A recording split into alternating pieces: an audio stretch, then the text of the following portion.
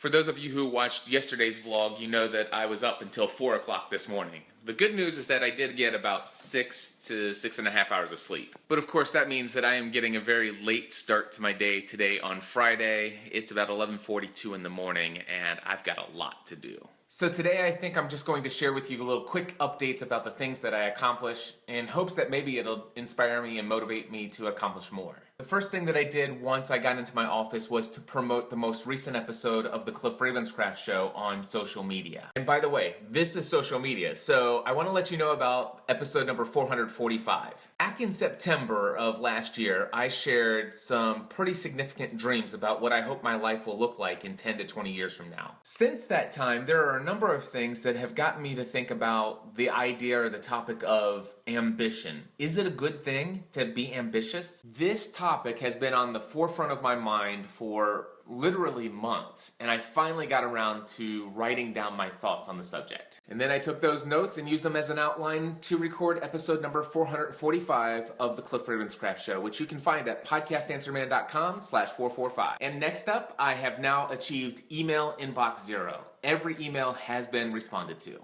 Next up, I've completed the processing of 2 audio testimonials from graduates of my Podcasting A to Z course and have added them to the sales page. I've added myself a to-do list item to remind me to play Paula Bird's audio testimonial in next week's episode of the Cliff Ravenscraft Show. I just completed another thing that has been on my to-do list for a very long time. I just filed my daughter Megan's tax return. Okay, next up, I answered a request for help from a former student of Podcasting A to Z. I make it pretty clear that I don't offer technical assistance one-on-one outside of my Podcasting A to Z course, but I try to underpromise and overdeliver.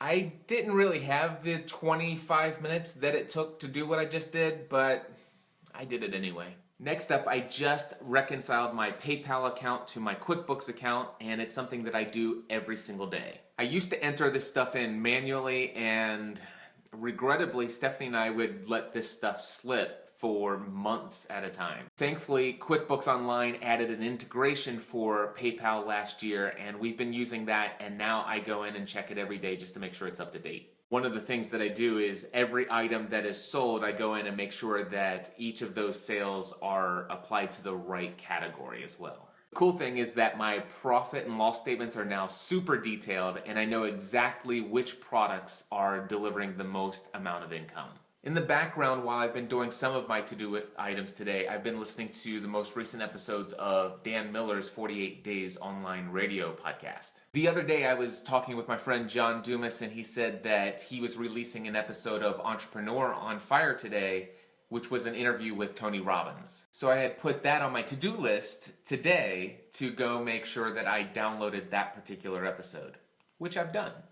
I can't wait to listen. The next thing that was on my to-do list was to schedule my transportation from the San Diego airport to the hotel for Social Media Marketing World. It seems for speakers they had worked out a special discount for the Super Shuttle, which is a shared van ride from the airport to the hotel. But I just put in the discount code and it still says that it's going to cost $7 for the ride. No big deal, but $7 for a shared ride? I'm not super snobby or anything like that, and I've ridden in these shuttles before and have developed some good relationships with people who are going to the same conference I'm going to. But there are 3 reasons why it's not appealing for me to take that shuttle this time around. Number 1, I'm flying all the way from the East Coast to the West Coast via 2 flights. Number 2, one of the biggest reasons I go to this event is because I like to network with my friends who oftentimes are other speakers. Shortly after I arrive in San Diego, there is a speaker party, and I don't want to miss out on the beginning of that event. And number 3, these shuttle rides are shared rides with people going to all sorts of hotels in the area, and it could take me up to an hour to get there.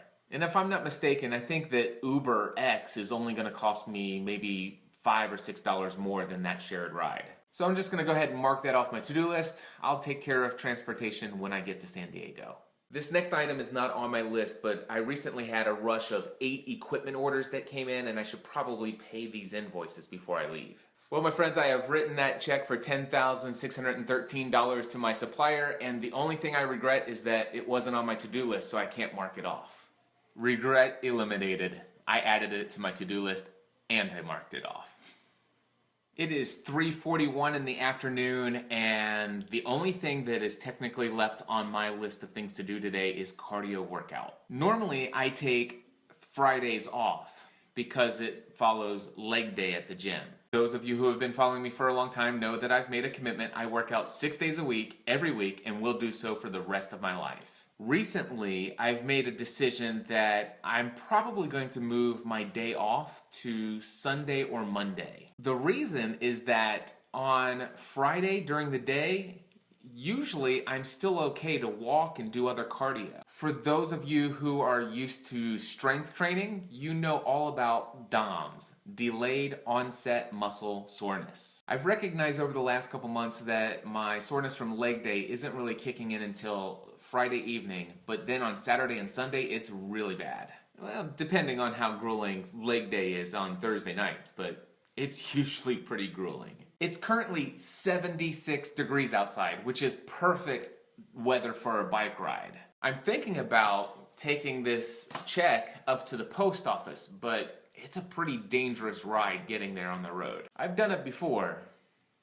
but I'm not too excited about possibly doing it today. We'll see. It's now 6:15 in the evening. I haven't yet done my cardio. I didn't take my bike ride down to the post office, but I did have dinner and got to spend some time with Stephanie, and I noticed that I had a student who has registered for my next session of A to Z, and I processed that registration. Friends, it is 6:44 p.m. and still 75 degrees outside. I have decided I'm going for my bike ride. The bike is all set, and I'm gonna brave it and try to make it to the post office and back. I absolutely love cycling. I don't love the roads around here and the way people drive on them. Well, my friends, it is 31 minutes later, 7 miles, 7.5 miles, something like that, and I'm here at the post office. I just looked and it's actually 7.9 miles that I've rode so far, and now I've got to get home before it gets dark. Well, I'm happy to report that at 7:50 p.m. I have made it back home safely and before the sun went down. So I guess that's two things off my to-do list. Taking the check for the equipment supplier to the post office and cardio.